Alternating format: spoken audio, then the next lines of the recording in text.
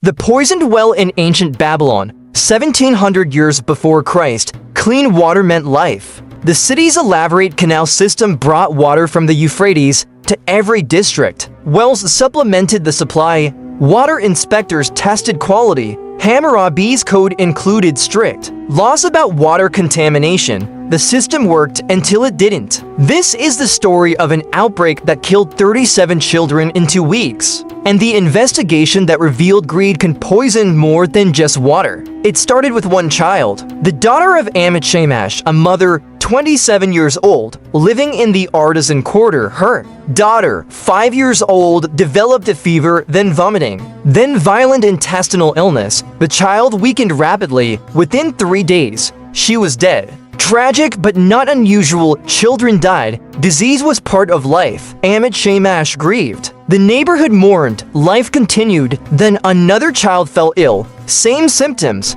Fever, vomiting, intestinal distress, death within days, then another and another. Within a week, 7 children in the same neighborhood were dead. Within 2 weeks, 37. The pattern was clear. This wasn't random. This was an outbreak. Something was spreading. But what? And how? Meet Marduk Balatu, 38 years old, royal physician, one of the most skilled medical minds in Babylon. He had studied with Egyptian doctors, learned Sumerian healing techniques. He understood that disease often had patterns, causes that could be identified and stopped. He examined the dead children. All showed the same progression, all from the same neighborhood. All within 2 weeks, the speed suggested contaminated food or water. But which? He interviewed the families. What had the children eaten? Where had they played? What had they drunk? The answers were frustrating. Different foods, different activities, no obvious common factor except one. They all lived in the same district. They all used the same water sources. Babylon's water came from 2 places: the public canal system,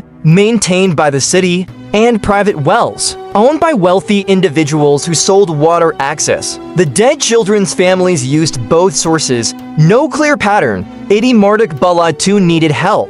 He went to Shepson, 52 years old, city water inspector for 30 years, a man who knew every canal, every well, every water source in Babylon. If something was wrong with the water supply, Shepson would know. They tested the public canals. Clean. The water flowed from the Euphrates. Regular maintenance kept it clear. No contamination. So the problem wasn't the city system that left the private wells. The artisan quarter had 3 major private wells, each owned by a different wealthy individual, who charged families for access. Marduk Balatu and Shepson tested them systematically. Well 1 clean, well 2 clean, well 3 contaminated. The contamination was subtle. The water looked clear, smelled fine, but when Shepson performed his standard tests, adding certain herbs that changed color, in the presence of waste, the water turned brown. Sewage contamination, not obvious, but deadly. The well belonged to Nabi Elishu,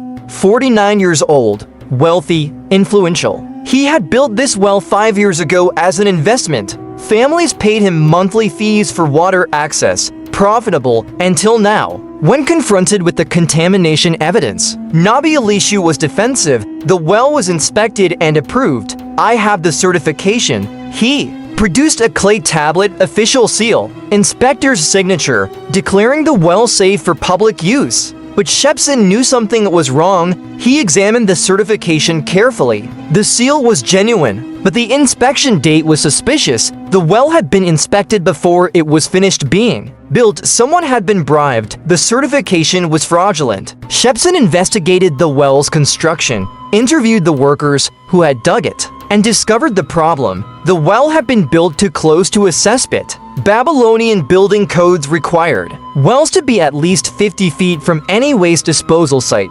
This well was 30 feet away. The contamination was slow. For 5 years, the well had been mostly safe, but the cesspit had gradually leaked, waste seeping through soil, reaching the well's water table, contaminating the supply with bacteria that caused the illness, killing children. Nabi Elishu had known the risk. The workers testified he had been warned during construction. But building the well 50 feet from the cesspit would have required buying additional land. Expensive, complicated. He had chosen to save money. build it 30 feet away, bribe an inspector, gamble that contamination wouldn't happen. He had gambled with other people's children and lost, but proving it in court was difficult. Nabi Elishu had money, lawyers, influence. He claimed the workers were lying, that he had followed all regulations, that the certification proved compliance, that the contamination must have come from somewhere else. The case needed a witness, someone who had seen the contamination source,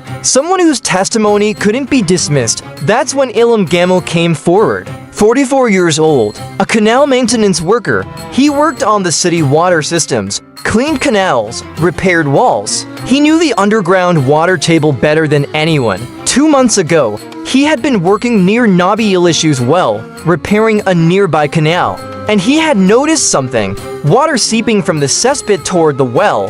He had reported it, filed a complaint with the water office, but nothing had happened. His report had been buried because Nabi Elishu had more bribes to distribute. The water office supervisor had been paid to ignore complaints, to lose reports. To protect the wealthy well owner from consequences, Ilham Gamal had a choice: stay silent, keep his job or testify, risk everything, expose the corruption. He chose truth. He testified before Hammurabi's court, described what he had seen, produced his original complaint tablet, proved he had tried to stop this 2 months ago before children started dying. The evidence was overwhelming. The fraudulent inspection, the improper well placement, the ignored warnings, the contaminated water, the dead children, all leading back to one man's decision to save money, at the cost of other people's lives. Under Hammurabi's code, causing death through negligence carried severe penalties. Causing death through deliberate violation of building codes was even worse. And causing the deaths of children through fraud? That was among the most serious crimes in Babylonian law. Nabi Elishu was stripped of all property. His well was destroyed, his other properties confiscated. The families of the dead children received compensation from his seized assets. He was exiled permanently, sent into the desert with nothing, not even the expensive robes he had worn. While arguing his innocence, the bribed inspectors were also punished, removed from office, fined, banned from public service. The supervisor who had buried Ilham Gamal's complaint was particularly harshly treated. His betrayal of public trust had enabled the deaths. But punishment couldn't bring back the children. 37 families grieved. Amit Shamash, who had lost her daughter first, carried the grief forever. Her child had been the warning, the signal that something was wrong. But no one had listened until 36 more children died. The tragedy led to reforms. Building codes were strengthened, well inspections became mandatory and frequent. Random audits prevented bribery.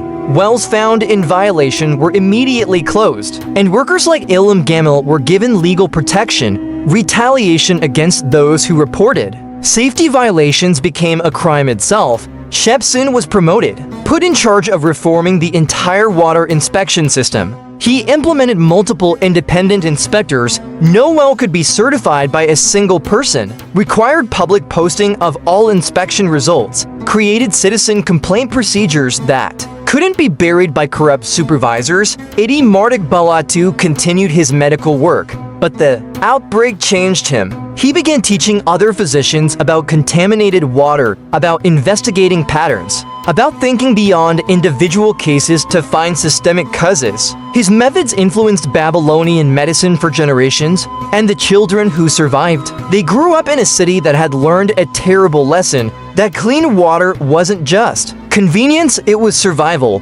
That cutting corners on safety killed. That greed could poison an entire community. Today, archaeologists study Babylonian water systems. The canals, the wells, the inspection records on clay tablets. They find evidence of sophisticated understanding of water quality, of contamination risks, of public health infrastructure that rivals modern systems in some ways. The poisoned well of 1705 BCE taught Babylon what every civilization must learn.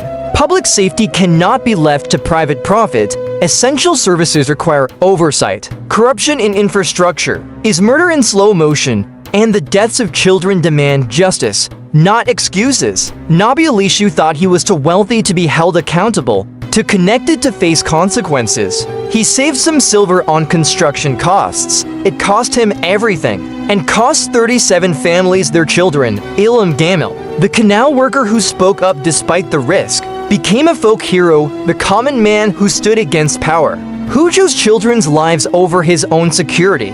Streets were named after him. His testimony was taught to new water inspectors as an example of moral courage. The poisoned well was destroyed, filled with stone, sealed forever, a monument to the children who died, and a warning to anyone who might value profit over safety.